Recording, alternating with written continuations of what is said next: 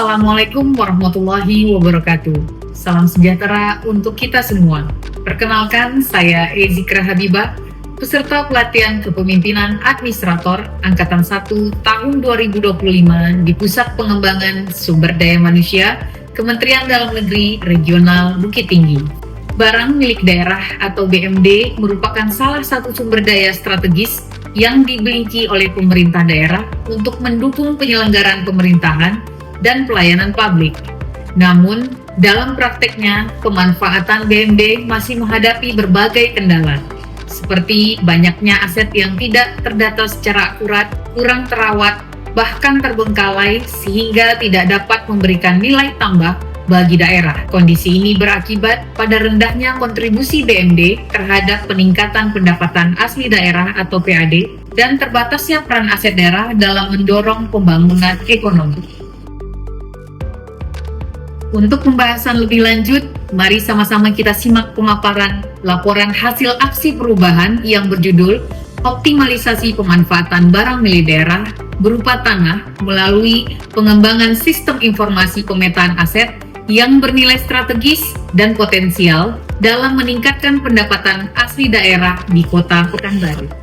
BPKAD Kota Pekanbaru memiliki 4 buah bidang, salah satunya adalah bidang pengelolaan aset yang memiliki 2 subbidang, yaitu subbidang inventarisasi dan penghapusan aset, dan subbidang penilaian pengawasan dan pemanfaatan aset dengan menggunakan analisis USG dari 11 ruang lingkup pengelolaan barang milik daerah, maka pemanfaatan dan penatausahaan BMD mendapatkan skor tertinggi. Berdasarkan analisis USG dan kondisi fiskal saat ini, isu paling mendesak bagi pemerintah daerah adalah belum optimalnya pemanfaatan aset daerah, terutama dalam upaya meningkatkan PAD di tengah ketidakpastian dana transfer akibat krisis global. Optimalisasi pemanfaatan aset hanya dapat dicapai apabila penatausahaan aset akurat dan sinkron sebagai fondasi utama. Untuk itu, dilakukan root cause analysis menggunakan metode 5Y dan diagram fishbone guna menelusuri akar masalah dari isu pemanfaatan aset daerah tidak optimal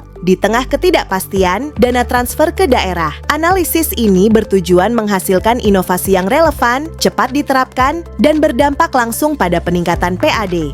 Sistem Informasi Peta Pemanfaatan Aset yang berkinerja dan akuntabel atau Sitanjak hadir sebagai upaya modernisasi pengelolaan barang milik daerah.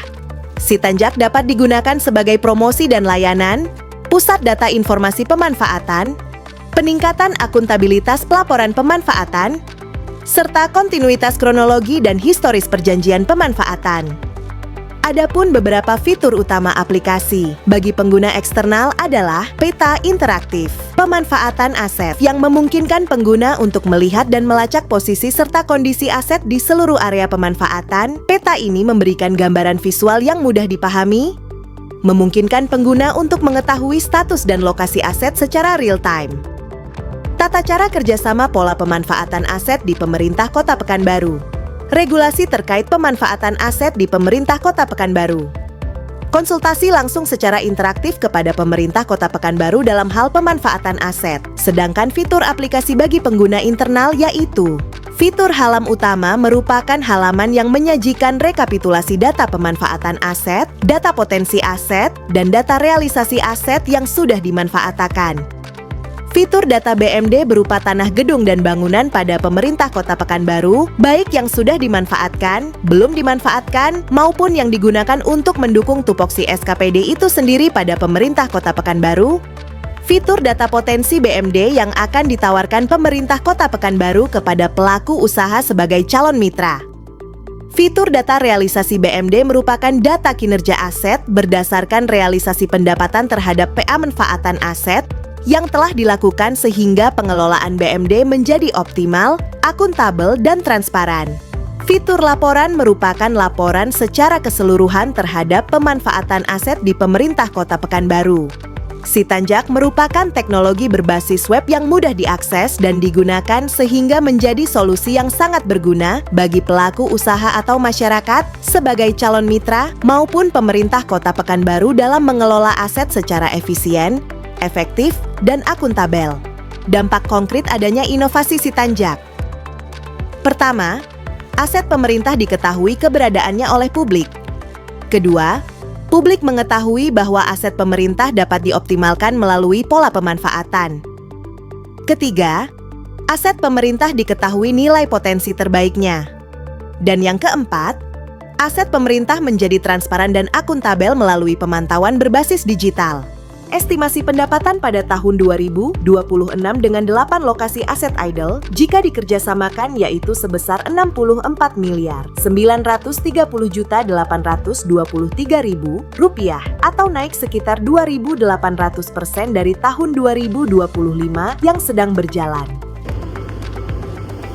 Bapak dan Ibu yang saya hormati, sebelum saya menutup pemaparan ini, saya akan membawakan satu buah pantun. Aset daerah bernilai strategis dan potensial, terdata lengkap dalam sistem pemetaan. Dengan si tanjak pemanfaatan DMD lebih optimal, PAD Pekanbaru pun naik untuk mendukung pembangunan. Demikian pemaparan materi yang dapat saya sampaikan, semoga bermanfaat bagi kita semua. Wassalamualaikum warahmatullahi wabarakatuh.